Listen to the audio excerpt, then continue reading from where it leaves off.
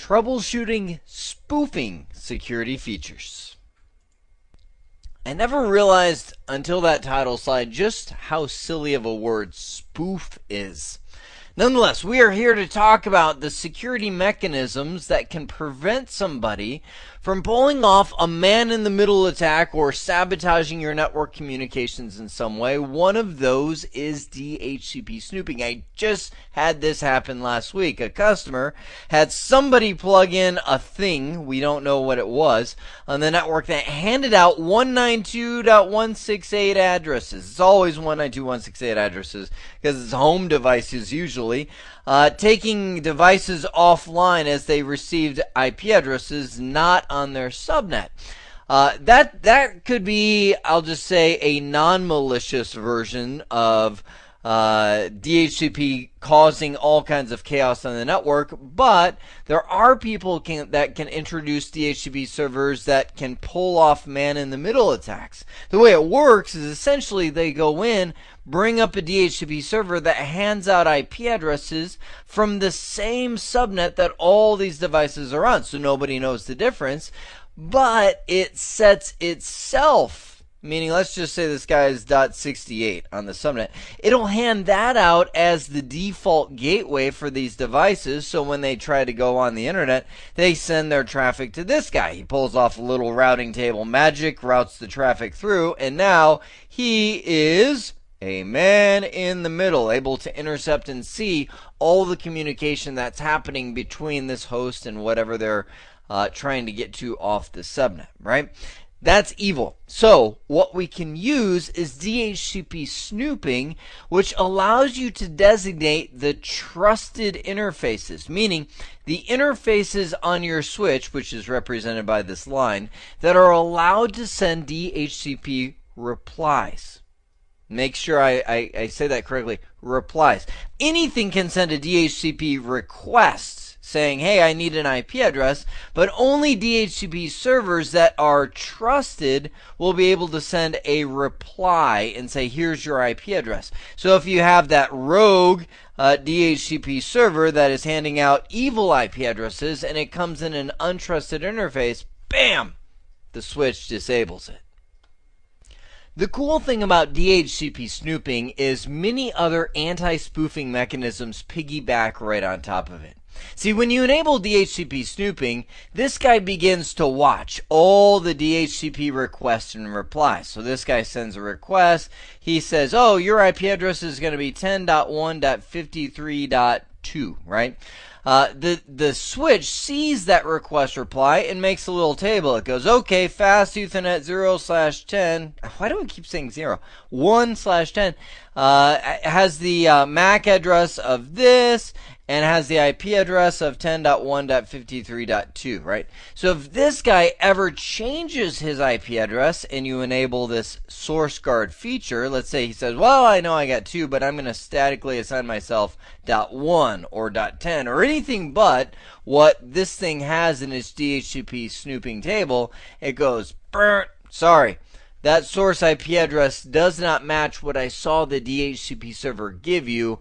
No soup for you. So obviously when you enable source guard, you need to make sure you label all of the trusted interfaces, essentially static devices, servers, printers, routers, those kind of things should be exempted from that source guard feature. Dynamic ARP inspection is the same kind of system. There's a lot of spoofing mechanisms out there that are very easy to pull off. Where when somebody sends an ARP request, let's say this guy up here, it's a computer, says, hey, I want, sends an ARP message. It's a broadcast, right? Everybody sees it. Hey, I want to get the MAC address for my default gateway at .1, right? That comes out. This guy, if he's evil, will send an ARP reply saying, oh, well, that's me. Right? I'm the MAC address of your default gateway, because he's trying to slide in there and pull off that man-in-the-middle attack. Again, dynamic ARP inspection, looking at that table, will say, whoa, whoa, whoa, whoa, whoa. Sorry. Fast Ethernet 1/10, you are only allowed to send ARP replies from requests going to your IP address. Burnt. No soup for you. Turn off the port. I just realized as the years go on, some folks may not know what I mean when I say no soup for you. Just go to Google, type in Seinfeld soup Nazi, and 5 minutes and 27 seconds of my life. I'll never get back, but it's hilarious. Classic Seinfeld episode. So, anyway, what can go wrong with anti-spoofing? The good news is this. It's totally easy to configure DHCP snooping. I've got my switch actually from previous nugget, still just sitting right here. Go into global config mode, IP DHCP snooping, turns on the feature, then you need to just say what VLANs it is enabled for. So you type in a list, this VLAN, this VLAN, this VLAN, that you turn it on.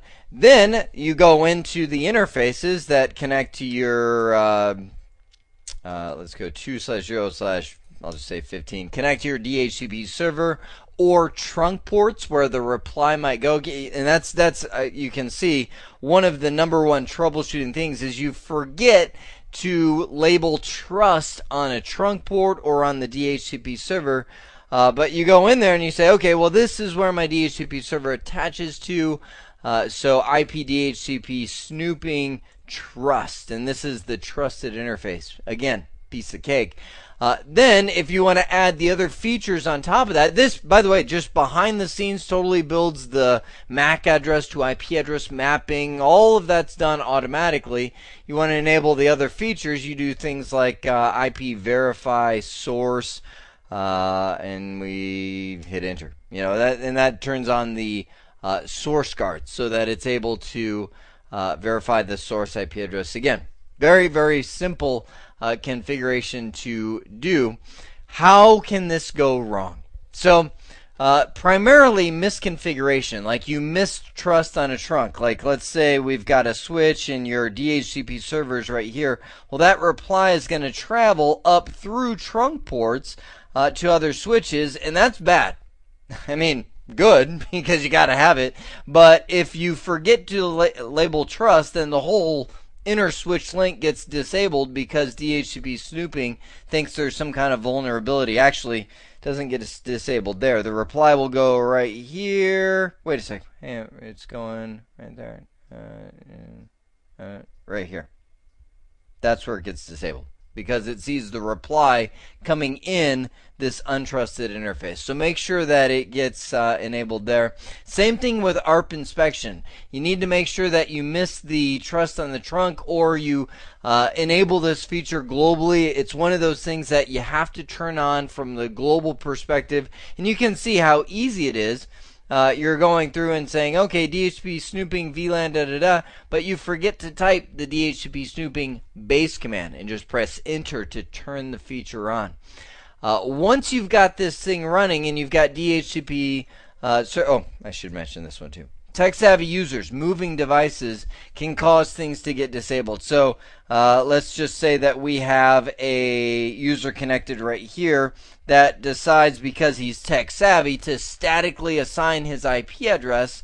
Well, again, that's going to disable the port because of DHCP snooping.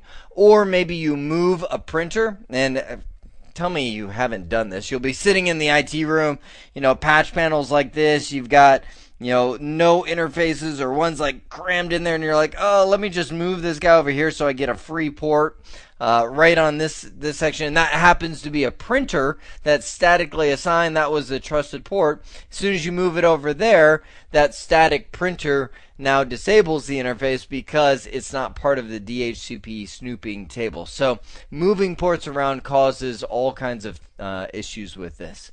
So this is your show commands that you can use to verify. Show run interface to see which interfaces you have DHCP snooping turned on, or trusted ports. Same thing with ARP inspection. You've got the show IP DHCP snooping binding. This will show you the whole database of MAC address to IP address as it builds based on those DHCP replies. If you actually want to see the whole configuration of DHCP snooping and verifying that table and everything like that, check out the Switch series. I did a whole demonstration. You can verify the table. I even showed what happens when you statically assign. So that is all in the Switch series. Same thing here. Show IP verify source will show you which ports are trusted for ARP inspections, which ones have violated the policy, and all that can be verified right there. You now know how to troubleshoot the anti-spoofing mechanisms on your Cisco switches. I hope this has been informative for you, and I'd like to thank you for viewing.